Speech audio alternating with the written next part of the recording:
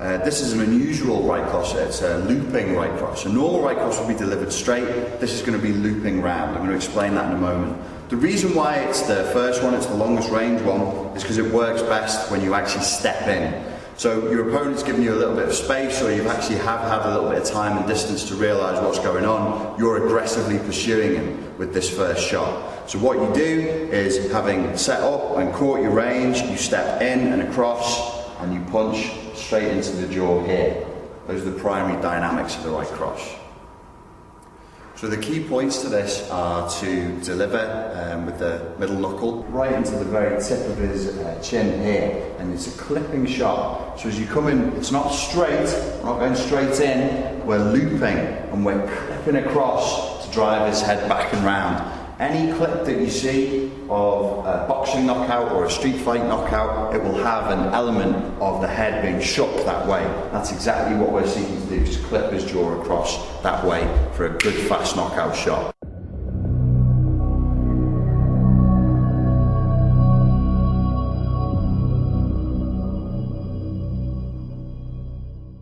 The other key elements here are to step across his centre line this way, my left foot. I'm driving and powering off the right foot, and I'm smashing right the way through his jaw here. Bang, it's a power shot. I'm really pushing into it. You can actually even jump into that shot. Well, I'll discuss that in a moment. Other key elements, the kinetic chain, bringing from the floor. It's your feet, your knees, your hips, your shoulders, then your hands. I'm going to exaggerate it. It's here.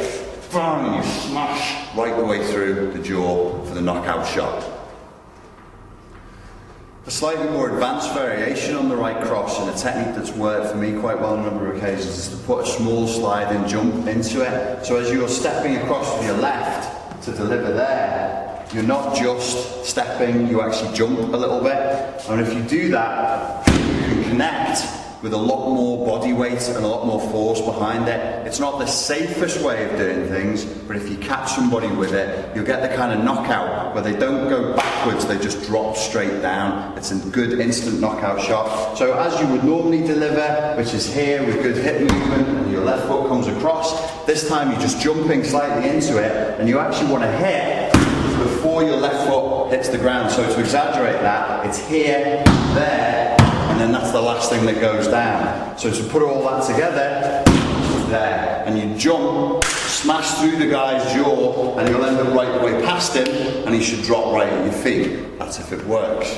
So to practice this technique again, make sure the pad man's not smashing the pad back into your hand too much. You're not focused on driving the pad backwards and seeing how hard you can hit a pad with your bare hand. You're clipping. It's a precision shot. So you clip and get that pad shake, but you can also put a little slide and jump in there as well, get a bit more power.